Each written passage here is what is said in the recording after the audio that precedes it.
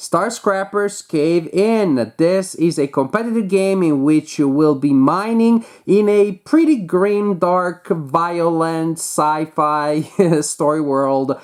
You hire mercenaries, not miners. The mercenaries do your hiring. You will create bases that will give you certain advantages, and you will be raiding bases, including possibly your own. What? So yes, it's a Euro game at core, but with, again, a certain controversial, that's not the word I'm looking for, confrontational element. The play area is, well, it's a little weird in the sense that it's very tall or very long depending on the orientation.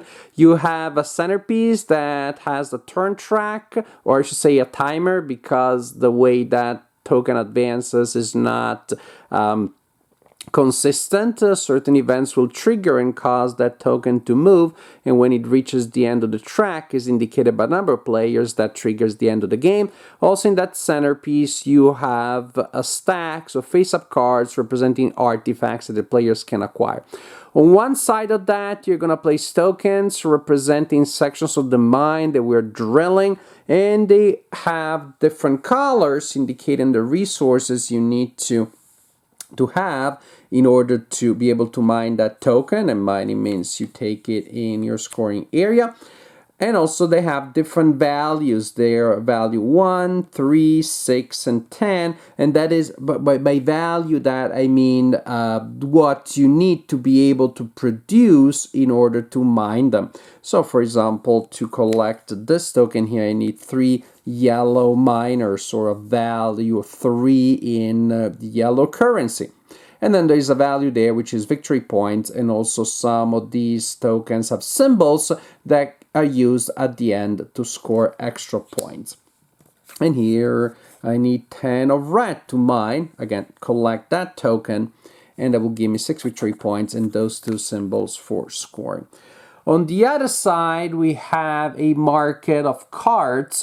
There are 6 possible factions indicating 6 possible colors with different unique abilities and flavor to them.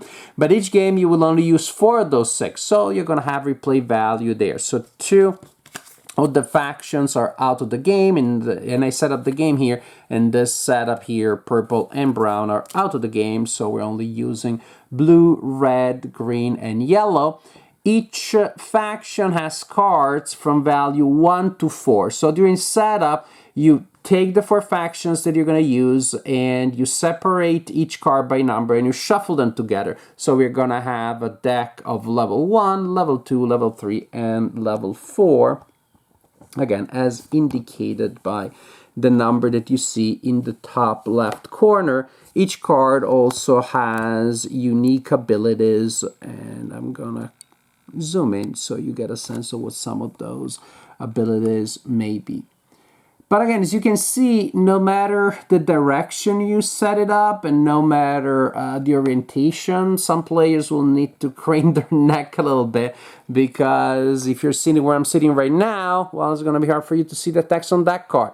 And if you sit there, then, well, you maybe sometimes want to double check the value, the exact victory point value of some of the tokens. The artifact text, again, is printed pretty small, so people will be picking up cards and looking them up close quite a bit.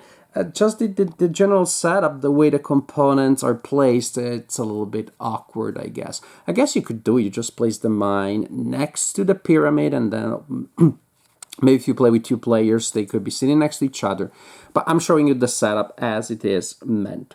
Now, during the game, you will acquire those cards that represent your miners, and that will allow you to perform actions. A very important mechanic is the following. Again, during the game, you will be playing cards in front of you to perform actions. So, say to pay for costs, maybe I want to mine something that has a cost of 2 or less in green, so I play that card for that. So you will play cards in front of you for various effects. After that is done, the cards are transferred to your base, and you need to transfer them into your base in the order in which you play them.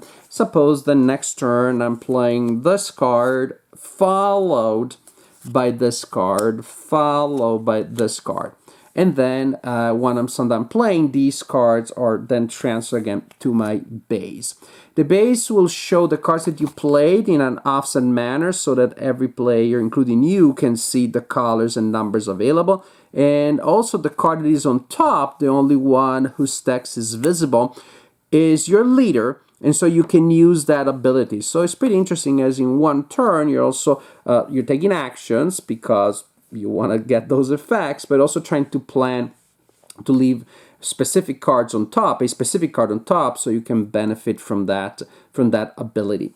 And that's your leader. If you end up having more than 7 cards in your base, you discard them from the bottom out of the game because your base can only have up to 7. But again, that difference between the base and the cards that you're playing is fundamental, because bases can be rated. Remember, I mentioned that briefly. Now I'm going to give you more details.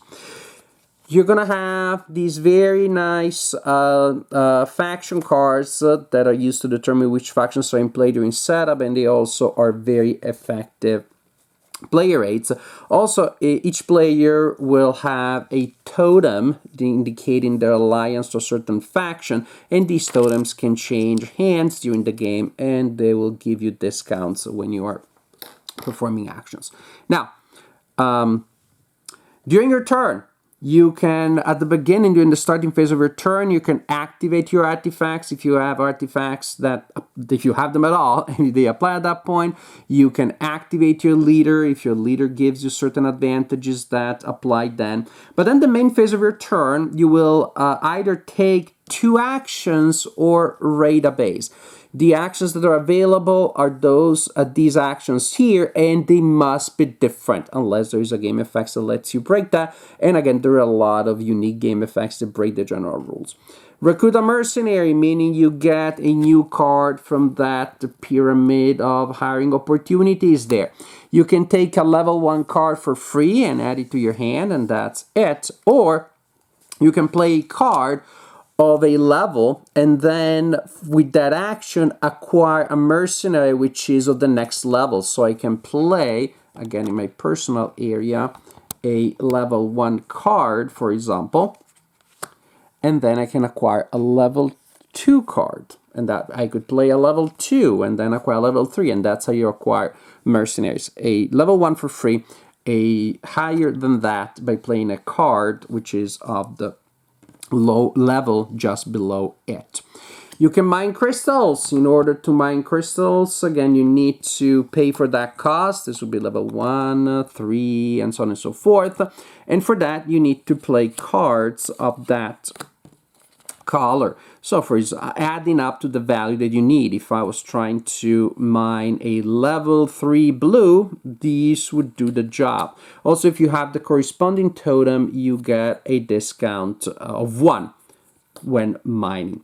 Remember, there are 6 colors, but only 4 factions, so only 4 types of cards are in play. So the ones that are out of the game, in this example, would be brown and purple. They can be mined by using any one other color. Still needs to be a set of the same color, but for example, since brown is out of the game, I could use a value 3 of blue to mine that one. When you mine a tile, it simply goes in your personal scoring pile. And again, remember, those are the 2 main actions, the actions that really matter. Ultimately, your points will come from these tokens, so you're trying to acquire the mercenaries and then use other game effects to collect crystals. You can collect artifacts. The cost is indicated up here, and you can pay that cost again by playing cards, and that's the value. And it can be any combination, 1 or more colors. It doesn't matter as long as you are playing cards with the total value. Then you get the artifact that is on top, and then you will place this one under your player aid with only 1 of the 2 options available. Each artifact card can be turned in only 1 artifact, and once you choose that one, it's locked. That's the only artifact that you can have from that card in that game. And you will have different effects based on on whatever the artifact does. You can also choose to use a special skill, meaning you play a card for its printed ability, and again it costs you an action. When you're playing a card to mine or to pay to hire other mercenaries, you ignore the text that is printed, or you play for the printed action, and that's it. So those are the things that happen here, those two actions that you can take, and again they have to be different. Or you give that up, and instead of doing those things, you raid a base, which can be even your own. What does that do? What does that mean? When you raid a base, first the player who owns the base takes the leader and puts it into their hand. The leader is safe. You cannot steal a leader from a base. I guess the leader says, I'm not paid enough for this stuff, and I see there is a raid coming. I'm getting the heck out of here. Then the player who is raiding a base also collects the token of the leader that just left. Next, you take card from the base that you're raiding, starting from the top, into your hand until you either reach the maximum hand size, which is 7, or the base is depleted, whichever comes first. Suppose I already have 5 cards in my hand, and there is a base of 4. The leader leaves. I already had 5 in my hand in this example, and so then I start raiding until I reach 7. That means if your hand is depleted or you only have 1, you're gonna collect a lot of cards, 6 or 7, if you raid a big base, and that's a big mechanic, and that's a big element, because somebody created a really powerful set that they just played. That means that the set that they played is then moved into their base, which means it's up for grabs if you decide to raid it. Which is also why, anti-thematically enough, I believe, you can raid your own base, which allows you to play cards, to basically put cards that you played previously back into your hand. So that's the general idea. With all of these steps and effects, ultimately, we are collecting mercenaries and using game effects to be able to collect crystals that will give us points. When a crystal with this symbol is collected, that moves this token here. When a pile of artifact cards is depleted, that also moves the token. So basically each time that symbol is activated, this token moves. Basically we're mining the mine and drilling until the mine collapses, hence the title of the game, I believe. So you play until the end of the game, and then you will score points coming from the tiles that you collected, from other possible game effects, such as some artifacts would give you victory points. Then you remember those symbols that some of those tiles have, such as this one. You will score a point for variety. So if at the end of the game you have this amount of unique symbols on the crystals you collected, you will score that number of extra victory points. And that is nice because, of course, otherwise I collect all blue mercenaries, so I collect all of the blue tiles. But at the end, there is also incentive if you have a variety of symbols that you collected. Player with the highest score at the end of the game wins the game. When I first taught the game to my friends, a friend said, this feels like it's going to be like Splendor with more randomness and more steps. At a very high level, I guess that's accurate. They both belong to the family of drafting games, in which you're gonna collect your resources from the board and you're gonna use them to acquire other things that you need to score points. And here you have a lot more steps than you have in Splendor. But it really is more like a lineage or family resemblance than anything else, because you have a lot of extra steps and you have a lot of extra things to do. With all of those, P.S. also if it was Splendor with extra steps, that not necessarily a negative, so I want to point that out. Which I don't think the extra steps are negative at all. I think around a very simple drafting game, pick up a mercenary for free or a better one, and then spend a set to buy something. Around that general idea, you have a lot of interesting wrinkles and for the layers given to the unique abilities of the parties, of the factions. First, the fact that these factions will play in different ways. You do not have the same combination of factors, of factions, so you cannot go on autopilot, and those factions have very different abilities. That already makes the game highly replayable with different challenges every time. And really trying to put everything together to line up your effects, because I want to do this and I want to do this, I want to do that, of course, but I want to do them in a way that will allow me to have a certain leader on top and a certain combination of cards back there in case I'm gonna raid my own base later. That's pretty nice. That's pretty neat. It's good thinking. There are good strategic and tactical decisions there. And of course, I also want to see what the other players have. So there's an element of rubber banding because somebody has put together a really nice combo, and now that combo is sitting there in their base, and I may just decide to, yeah, you know what, whatever, I'm going to grab it right now before they get a chance of raiding it themselves. So a lot of interesting elements there. The fact of raiding a base is really a new element because at the beginning you feel like, I don't know, there aren't many cards in play and it's hard to get new cards unless I grab 7 right there. And was every card there maybe exactly what I wanted? No, but maybe you can figure out some other ways of doing it, or I fear that you are going to do it and so I'm going to grab that base. Very interesting idea there with again, the timing given by the order in which cards are played, the timing related to what card stays on top and has a usable ability when it is the right time to raid a base. Very interesting, and wrinkles that surround the general idea of drafting components to buy more components to score points. The pace of the game, or I should say the length of the game, can be variable, I guess, because you don't know exactly when that's going to end. And it can be a little bit anticlimactic because you wanted 2 more turns and somebody drills a certain crystal or buys the last artifact in a stack and then you don't have those. That can feel a bit anticlimactic. But overall, I like that element of variety there. Now, one element of the game is there is some serious potential for analysis paralysis because you can in many cases you can and you should plan your turn beforehand so that when your turn comes around you're going to execute it, and in many cases that will work. But it may also not, because the players right before me is mining the crystal that I had cleverly figured out how to mine and do all of the great thing. I mine now, I do this, I do that, I get the leader on top. Or they may buy the card that I wanted, or they may raid the base that I wanted. So you can plan ahead, but ultimately by the time the turn comes around to you, especially if you play with more than 2 players, the situation will be different. So in many cases, you have to rethink your strategy there. And again, the game really incentivizes you that gives an incentive to maximize your actions. I really want to do all of those great things.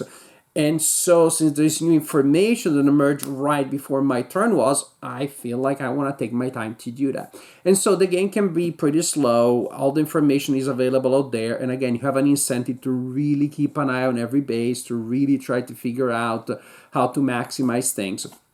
So the game can be slow. Again, some players will not mind, but each group has that player or that number of players. They're like, maybe this is not the right game when that friend is coming over, or the game is going to take forever. The production, as I said, it just makes the game, some elements of the game, a little harder to play because some elements will always be far from the players no matter where they are. The text is pretty small with the artifacts, and again, some of my players complain about that. So, it's a game that overall I enjoy, but you need to make sure that, again, there is no failsafe within the game against analysis paralysis, so it'll be up to you to figure out what are the friends that will enjoy this game and what are the friends that maybe should not be playing this one. You play something else when those beloved friends show up. So Cave In, there is a general lineage from Splendor and other drafting games.